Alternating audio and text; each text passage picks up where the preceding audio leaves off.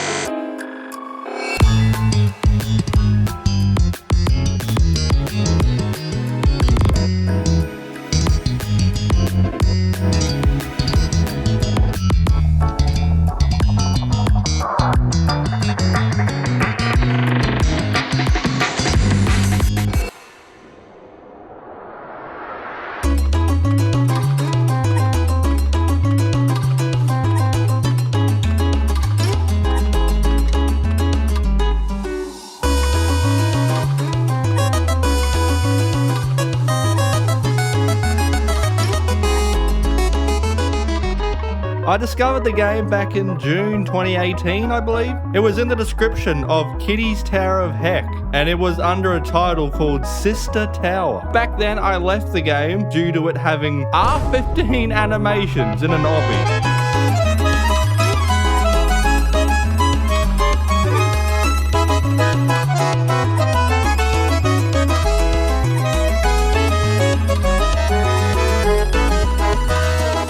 I think I might be a bit biased towards this one, but I think the best Tower of Hell update was when they released the Tower of Hell, where they had every single stage in the game, because I remember I would go and grind it for such a long time, and people might not consider it an actual Tower of Hell update when it's a separate game in itself, but having a massive tower with no checkpoints really challenged me, and I think I just really enjoyed that challenge during the updates of that game specifically.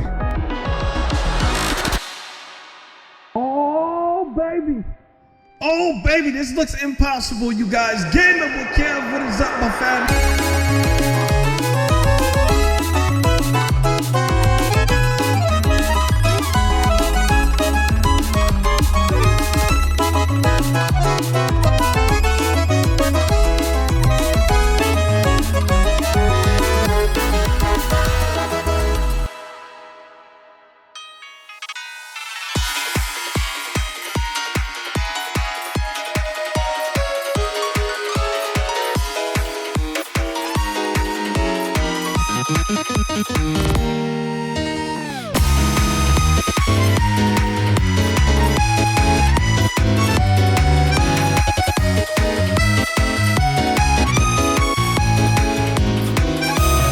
Anyways, moving on a bit, I found the game on the popular tab once again, a year later, and I created my first video on it because I thought it would blow up. And it did. 5,000 views in the first day, I believe. And that's pretty good for my channel at the time. Since I was a bit later into the Tower of Hell scene, with my first video of the game made on August 2019, the game was already on or around the top of the popularity page. With my large history of playing obby games including Floodscape 2 and Juke's Towers of Hell, my curiosity was very high for this popular obby game, and I decided to start making videos exploring the possibilities of content within the game. I remember I discovered Tower of Hell around September of 2019, and I'm not sure exactly how I came across the game. I want to say that it was one of my friends, White Rose, that initially told me about it, and it actually is one of my very first videos of me and him doing a small race. I think the main thing that really got me hooked on Tower of Hell was how simplistic it really was, because literally all you had to do is start at the bottom of a tower and you got to the top, and you repeated that over and over. And so I think the simplicity of it and just the challenge of trying to get to the tower when I first started playing the game really captured my interest, because there wasn't a whole lot going on, but it felt really satisfying just to make it to the top for the first few times. Around the time, there were two other YouTubers who were the big ones, CMP Army and Shartaz. Oh, and also myself too. And like a few months later, PinkLeaf was inspired by us three to create his own Tower of Hell videos.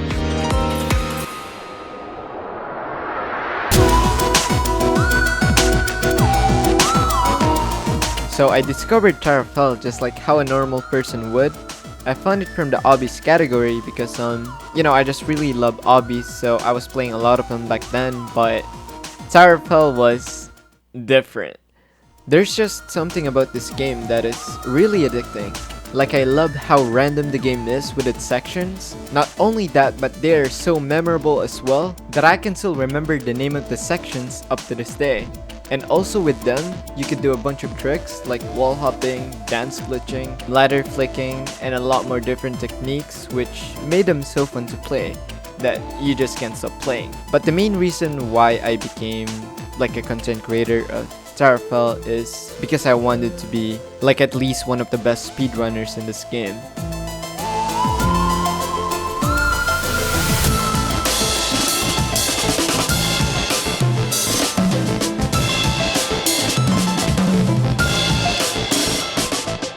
Who was the most influential figure in Tower of Hell? Well, it's pretty obvious. It's PinkLeaf. For YouTubers, I would put PinkLeaf at the top.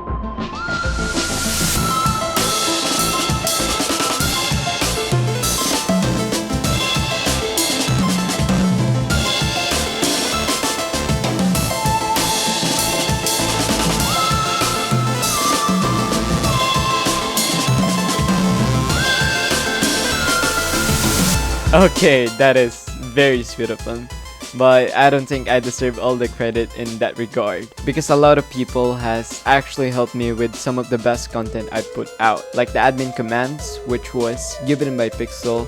It helped me a lot with cool videos that was kind of unique and different, I guess. The admins and my friends as well who helped me with those collaboration videos, whether it was racing, trickshotting, or any other dumb stuff that we did, produced some of the best videos that is on the channel right now. And of course, I would also like to mention Squid Magic and CMP Army, really great friends, which were my biggest inspirations in the early days of my channel.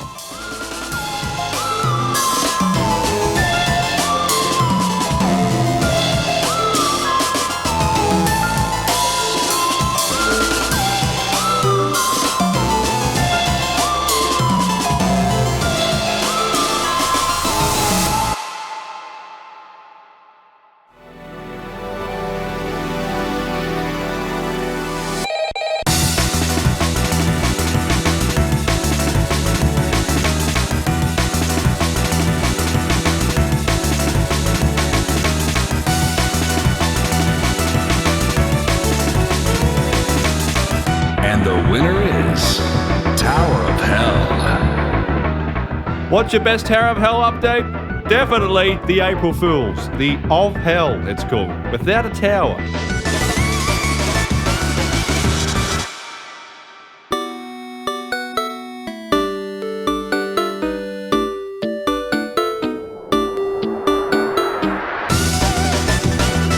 I would say the best update was the conveyor update. This was a perfectly timed update since the game was already in high popularity, and just as the game felt stale, we got a whole new mechanic to mess around with. For me, the best Tower of Hell update has to be the addition of different halos. Like, it made everybody grind the game endlessly, and those were really fun times back then. Like just collecting halos and flexing them to the people in your server. Yeah, that was like the best.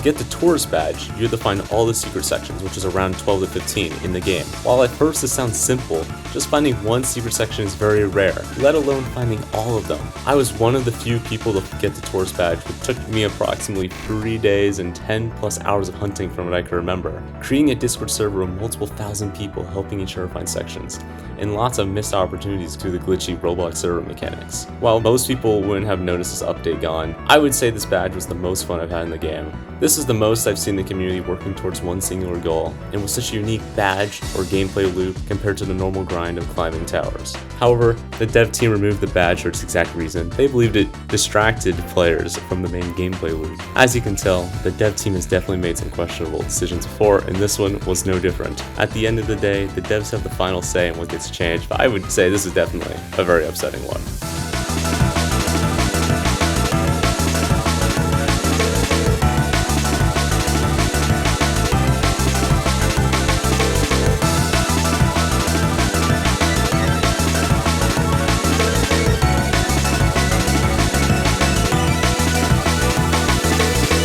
I think the sole purpose why Tower of Hell became successful in the first place is it has to do with its simplicity, I want to say. Because a lot of obby games, there's so much going on, but with Tower of Hell, it offered something that's really simple and really easy for the common Roblox player. For Tower of Hell's success, I would split between 70% YouTube content, 20% timing, and 10% gameplay. The YouTube content exploded around Tower of Hell around 2019-2020, and while I don't know the exact figures, I would guess the game was getting at least 200 million plus views a month. This is also evident with multiple Tower of Hell only channels reaching 1 million subscribers within months of uploading, and dozens of other 100k YouTubers, including myself. Timing is a really important factor, as the game blew up during COVID, when many people were staying at home, and Tower of Hell was a perfect game to de-stress and waste time away. Gameplay is definitely a factor, since there was a good progression built into the game, and lots of Easter eggs and power-ups that gave the game a decent amount of variety.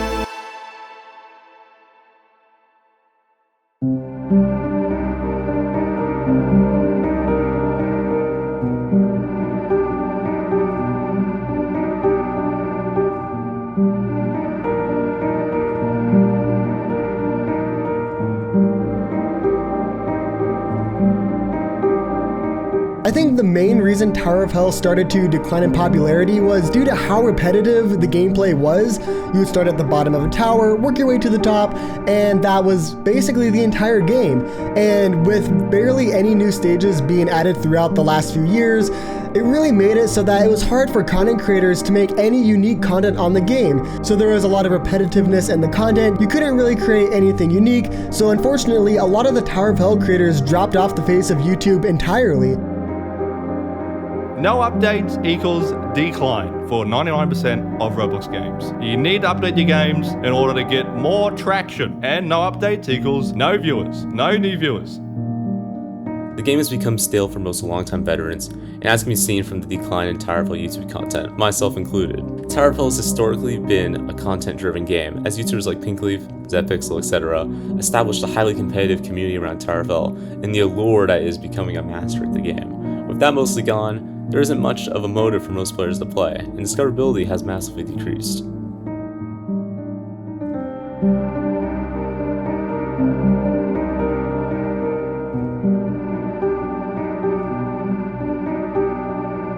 I believe that Tower of Hell will not regain the popularity that it once has or ever reach over 100,000 concurrent players. I do, however, think that it will stay stagnant with the amount of players it currently has, fluctuating anywhere from 10,000 players a day to 20,000 players a day. And the main reason I say this is because there's always new people joining Roblox and discovering these types of games out there. And when they find Tower of Hell, they're brand new to it. They're not going to find it as repetitive. So they're going to play for a long term. But with all of the older players, we're already bored of the gameplay that Tower of Hell has to offer. So I don't really think there's going to be a lot of the original players or a lot of high level players that are still going to be active in the game.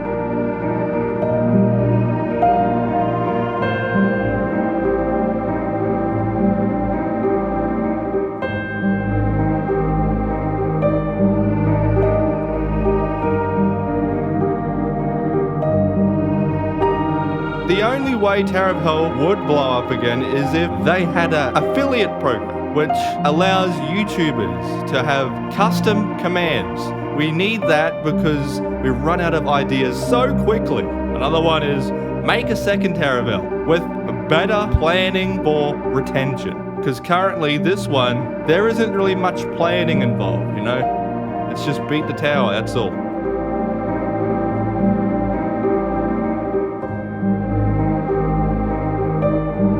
From what I could tell, the developers of the game have mostly lost interest in continuing development, as we haven't seen a massive update since the Wind propulsion over a year ago. With this, as well as the lack of communication with the dev team, I don't really see any major updates or popularity spikes in the game unless some drastic changes are made.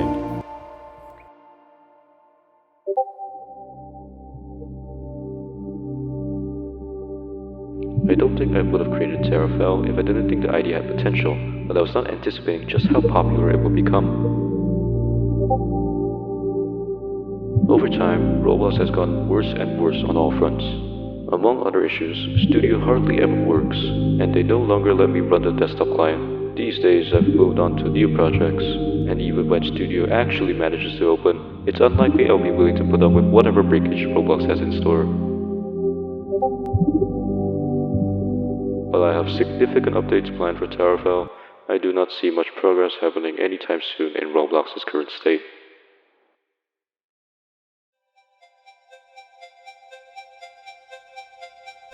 Right now, the state of Tower of Hell is definitely not good as when it peaked.